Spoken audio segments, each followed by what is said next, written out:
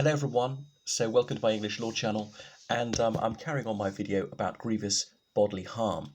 So grievous bodily harm has got a mens rea according to section 20 of the Offence Against the Person Act, which requires that the harm be inflicted maliciously. That's the word used in the legislation, maliciously.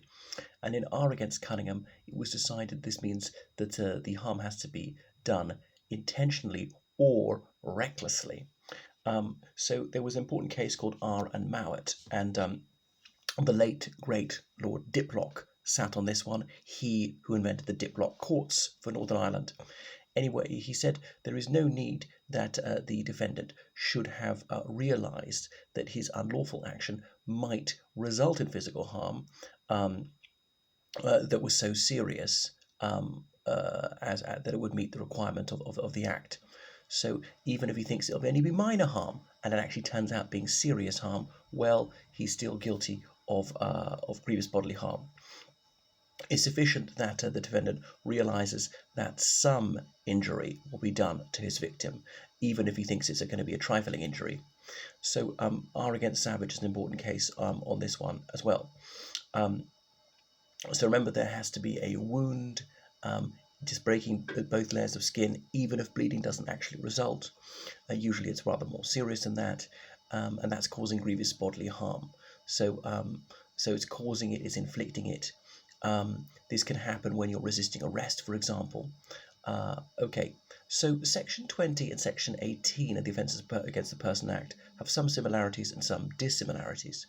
Under Section 20, the actus reus is wounding someone, or indeed causing grievous bodily harm.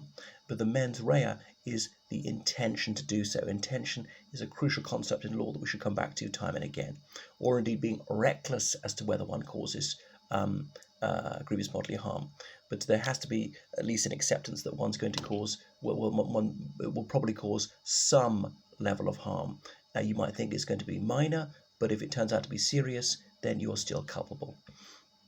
Whereas under Section 18, the actus reus is wounding or causing grievous bodily harm.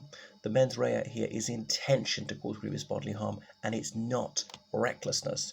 So remember what recklessness is you're not, you don't wish to cause this thing, but you're willing to take the risk. And if it does cause this sort of grievous bodily harm, that doesn't bother you. You're not doing anything to avoid it. All right. So remember, the Offence Against the Person Act, Section 24, says, "Whosoever shall unlawfully and maliciously administer or cause to be administered or be taken by another person any poison or any other destructive or noxious thing with intent to injure, aggrieve, or annoy such a person shall be guilty of an offence." Close quotation. So you could put this poison in somebody's drink. You could say to somebody, you should take that poison.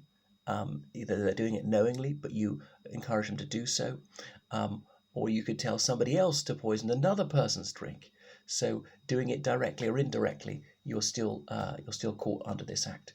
So the actus reus here is administering or causing to be administered or taken any of these things. There's a case about it in R called R against Kennedy. It says that there are 3 different offences here, and R against Gillard. So it was held that any poison, harmful, destructive, noxious substance is like that. Notice it doesn't have to be deadly or close to deadly.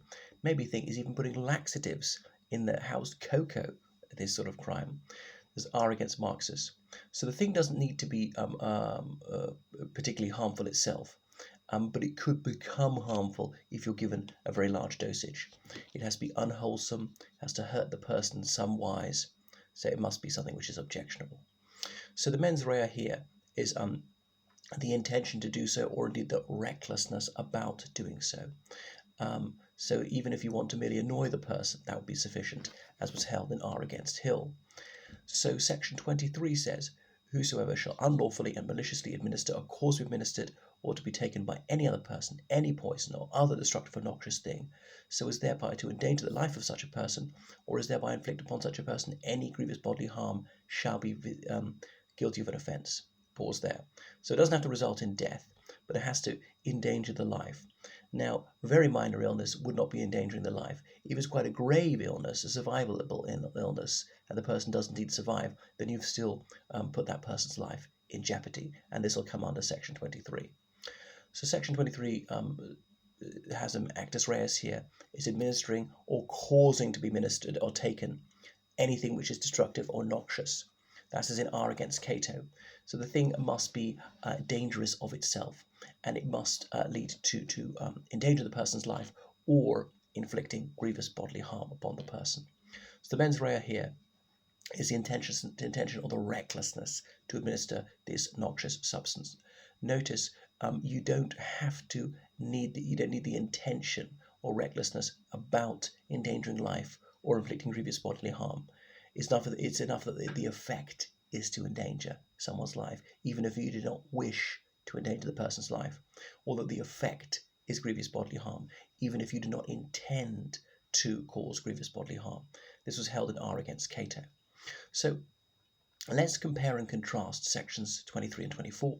So section 24 has an actus reus here, which is administering or causing to be administered or taken anything which is a poison, a destructive or noxious thing, whereas the mens rea is intention or recklessness to administer the noxious substance, or the intention to aggrieve, irritate, or injure.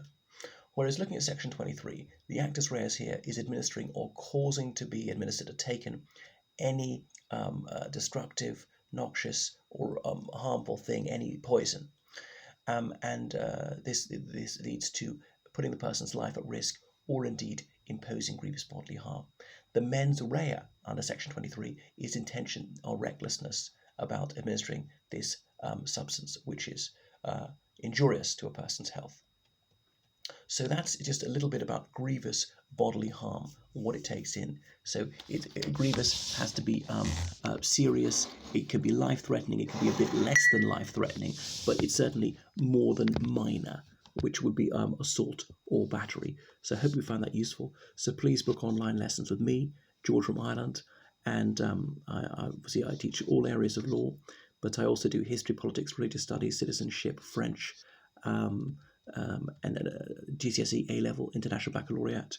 I help people with interview preparation, dissertations, theses, essays, articles, and so forth.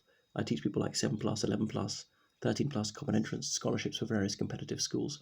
I can do maths and science up to and including 13+. All right, toodaloo.